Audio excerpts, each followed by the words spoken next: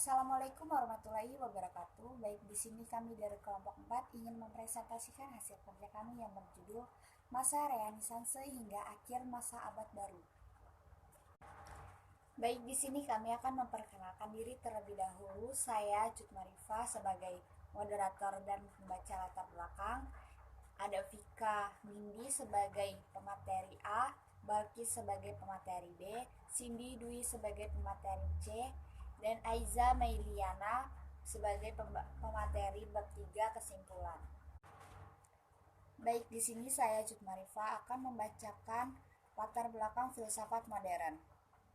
Kurun waktu abad ke-15 dan abad ke-16 mempunyai arti khusus dalam perkembangan manusia Eropa. Melebihi masa-masa sebelumnya, keinsyafan mengenai kehidupan pada zaman Renaissance mengarahkan perhatian secara lebih kuat pada kepribadian manusia. Pendapat zaman pertengahan mengenai adanya hubungan yang sederajat antara perorangan dengan masyarakat. Para filsuf zaman modern menegaskan bahwa pengetahuan tidak berasal dari kitab suci atau ajaran agama, tidak juga dari para penguasa, tetapi dari diri manusia sendiri. Namun, tentang aspek mana yang berperan ada beda pendapat. Rumusan masalah: 1. Apa sejarah filsafat modern? 2. Kapan lahirnya Renaissance? 3. Siapa saja tokoh-tokoh Renaissance? 4. Bagaimana perkembangan filsafat barat pada masa Renaissance? Baik, saya akan menjelaskan sejarah filsafat modern dan lahirnya Renaissance. Nah, Renaissance itu berasal dari bahasa Latin, yaitu renascere, yang berarti kelahiran kembali. Nah, yang dimaksudkan kelahiran kembali di sini itu adalah pengaruh seni, budaya Yunani, Romawi kuno, dan menenggelamkan pengaruh gereja dalam kehidupan sosial masyarakat. Nah, pada masa itu, dominasi gereja ini hampir berada di dalam semua aspek kehidupan masyarakat dan negara. Nah, dominasi gereja ini bersifat skolastik atau semua bertujuan untuk akhirat. Dan slogannya adalah Memento Mori atau ingatlah kematian. Nah, dominasi gereja ini memberikan efek yang buruk terhadap peradaban Eropa. Nah, efek yang buruk itu antara lain ilmu pengetahuan mengalami kemerosotan, terus terjadinya feodalisme, dan ekonomi yang terlalu fokus kepada bidang pertanian tanpa mengembangkan sektor lainnya. Renaissance merupakan pelopor peradaban modern di Eropa. Nah, salah satu esensi dari semangat Renaissance itu sendiri adalah pandangan manusia yang tidak hanya memikirkan bagaimana di akhirat kelak, tapi juga harus memikirkan bagaimana ketika masih hidup, sehingga membuat manusia yang lahir ke dunia ini bisa untuk mengolah, menyempurnakan, serta menikmati dunia. Nah, setelah itu, baru manusia berdoa kepada Tuhan, karena sesungguhnya nasib manusia itu berada di tangan manusia itu sendiri. Kurun waktu abad ke-15 dan abad ke-16 mempunyai arti khusus dalam perkembangan manusia Eropa. Nah, perkembangan ini berhubungan dengan rasa percaya pada diri sendiri yang kuat yang menjiwai manusia pada zaman Renaissance. Nah, rasa kebebasan serta rasa percaya pada diri sendiri ini kedua-duanya menimbulkan pendalaman yang hakiki dalam beberapa hal, tetapi juga mengakibatkan ketegangan-ketegangan yang tak terkendali yang semakin lama semakin besar. Assalamualaikum warahmatullahi wabarakatuh. Saya Balkis akan menjelaskan tentang tokoh-tokoh Renaissance. Itu ada 6 tokoh. Yang pertama itu ada Dante Alighieri. Dia lahir di Firenze pada tanggal 21 Mei 1265. Dia pernah jadi prajurit Firenze yang ingin negaranya itu bebas dari pengaruh dari 3 kerajaan yang lebih besar, yaitu Kepausan, Spanyol, dan Prancis. Dante ini mulai menjadi pengkritik dan penentang otoritas moral kepausan yang tidak adil dan tidak bermoral. Puncaknya ini dituangkan dalam sebuah buku yang berjudul De Monarchia atau On Monarchy, yang berisi tentang kedudukan dan keabsahan Sri Paus sebagai pemimpin spiritual tertinggi Gereja Katolik. Yang kedua itu ada Lorenzo Valla. Lorenzo Valla ini lahir di Roma pada tahun 1405. Lorenzo Valla ini dari keluarga yang ahli hukum. Yang salah satu ungkapannya itu yang sangat terkenal yaitu mengorbankan hidup demi kebenaran dan keadilan dalam menuju kebajikan tertinggi, kehormatan tertinggi, dan pahala tertinggi. Hasil karyanya itu antara lain itu De Volupte atau kesenangan, yang berisi kekagumannya pada etika stoicisme yang mengajarkan pentingnya manusia itu mati raga dalam rangka mendapatkan keselamatan jiwa. Yang ketiga itu ada Niccolo Machiavelli. Niccolo Machiavelli ini adalah filsuf politik Italia yang lahir pada 1469 di Florence. Ayahnya ini juga seorang ahli hukum. Machiavelli ini memperoleh kedudukan tinggi di pemerintahan sipil Florence. Selama 14 tahun itu, dia mengabdi kepada Republik Florentin dan terlibat dalam berbagai misi diplomatik atas namanya, dan melakukan perjalanan ke Prancis, Jerman, dan di dalam negeri Italia. Hasil karyanya yang paling masyhur itu ada The Prince atau Sang Pangeran. Yang keempat itu ada Boccaccio atau Giovanni Boccaccio. Giovanni Boccaccio ini lahir di Certalado, Italia tahun 1313 dari seorang pedagang yang berasal dari Firenze. Hasil karyanya ini yang diekspos seperti The Bait atau Aeneid, prosa seperti Amerto, puisi seperti Amorso Visione dan Nivale Violan. Puncak karyanya itu ada Decamerone. Yang kelima itu ada Francesco Petrarca. Francesco Petrarca ini lahir di Tuscan pada tanggal 20 Juli 130. Ia ini belajar hukum di Montpellier dan melanjutkan ke Universitas Bologna. Namun ia tuh terlebih tertarik pada seni sastra dan seni lukis.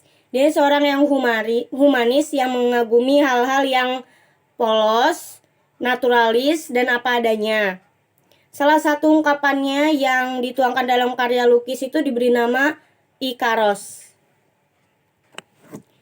Yang terakhir itu ada Desiderius Eramus. Desiderius Eramus ini lahir pada tanggal 27 Oktober 1466 di Gouda. Setelah ia lulus dari sekolah menengah atas, ia melanjutkan ke Biara Austin di Stin hingga menjadi pastor dan kemudian melanjutkan ke Universitas Paris. Sekian dari saya. Wassalamualaikum warahmatullahi wabarakatuh. Filsafat Barat. Sebagian ahli sejarah berpendapat bahwa zaman pertengahan berakhir ketika Konstantinopel ditaklukkan oleh Turki Utsmani pada tahun 1453 Masehi. Peristiwa tersebut dianggap sebagai akhir zaman pertengahan dan titik awal zaman modern. Abad pertengahan adalah abad ketika alam pikiran dikungkung oleh gereja. Dalam keadaan seperti itu, kebebasan pemikiran amat dibatasi, sehingga perkembangan sains sulit terjadi. Demikian pula filsafat tidak berkembang. Bahkan dapat dikatakan bahwa manusia tidak mampu menemukan dirinya sendiri. Zaman Renaissance banyak memberikan perhatian pada aspek realitas. Asumsi yang digunakan adalah semakin besar kekuasaan akal, maka akan lahir dunia baru yang dihuni oleh manusia-manusia yang dapat merasakan kepuasan atas dasar kepemimpinan akal yang sehat. Zaman ini juga sering disebut sebagai zaman humanisme. Kebenaran diukur berdasarkan ukuran gereja, bukan menurut ukuran yang dibuat oleh manusia sendiri. Humanisme menghendaki ukurannya haruslah manusia, karena manusia mempunyai kemampuan berpikir. Bertolak dari sini, maka humanisme menganggap manusia mampu mengatur dirinya sendiri dan mengatur dunia. Menurut Mahmud Hamdi Zakzuk, ada beberapa faktor penting yang memengaruhi kelahiran Renaissance, yaitu 1. Implikasi yang sangat signifikan yang ditimbulkan oleh gerakan keilmuan dan filsafat. Gerakan tersebut lahir sebagai hasil dari penerjemahan ilmu-ilmu Islam ke dalam bahasa Latin selama 2 abad, yaitu abad ke-13 dan 14. Pasca penaklukan Konstantinopel oleh Turki Utsmani, terjadi migrasi para pendeta dan sarjana ke Italia dan negara-negara Eropa lainnya. Para sarjana tersebut menjadi pionir-pionir bagi pengembangan ilmu di Eropa. Mereka secara bahu-membahu menghidupkan turas klasik Yunani di Florencia dengan membawa teks-teks dan manuskrip-manuskrip yang belum dikenal sebelumnya. 3. Pendirian berbagai lembaga ilmiah yang mengajarkan beragam ilmu. Beberapa faktor yang dikemukakan Slamet Santoso seperti yang dikutip Rizal Mustansyir yaitu 1. Hubungan antara kerajaan Islam di semenanjung Iberia dengan Prancis membuat para pendeta mendapat kesempatan belajar di Spanyol, kemudian mereka kembali ke Prancis untuk menyebarkan ilmu pengetahuan yang mereka peroleh di lembaga-lembaga pendidikan di Prancis. Perang Salib 1100 sampai 1300 Masehi yang terulang 6 kali tidak hanya menjadi ajang peperangan fisik, namun juga menjadi para tentara atau serdadu Eropa yang berasal dari berbagai negara. Assalamualaikum warahmatullahi wabarakatuh. Perkenalkan, nama saya Aiza Media. Di sini saya akan menjelaskan kesimpulan dari materi masa Renasensi hingga akhir masa Abad Baru. Kesimpulannya, sejarah Renasensi munculnya karena berbagai faktor antara lain adalah merupakan pembaharuan di bidang kejiwaan, kemasyarakatan, dan kegerejaan di Italia pada pertengahan abad 14, berakar pada cita-cita kesatriaan abad pertengahan yang menginginkan kemewahan, kemegahan, keperkasaan, dan kemasyarakatan.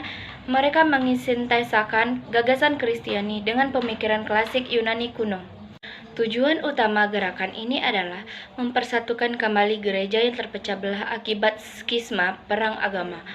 Timbulnya kota-kota dagang yang memakmur akibat masyarakat perdagangan mengubah perasaan pesimistis zaman abad pertengahan menjadi optimistis. Dukungan dari keluarga saudagar kaya semakin menggelorakan semangat Renasensi sehingga menyebar ke seluruh Italia dan Eropa. Tokoh Renasensi adalah Dante Alighieri pada tahun 1265 sampai 1321, Lorenzo Valla dari tahun 1405 sampai 1457, Niccolo Machiavelli dari tahun 1469 sampai 1527, Boccaccio dari tahun 1313 sampai dengan 1375, Francesco Petrarca pada tahun 1304 sampai 1374,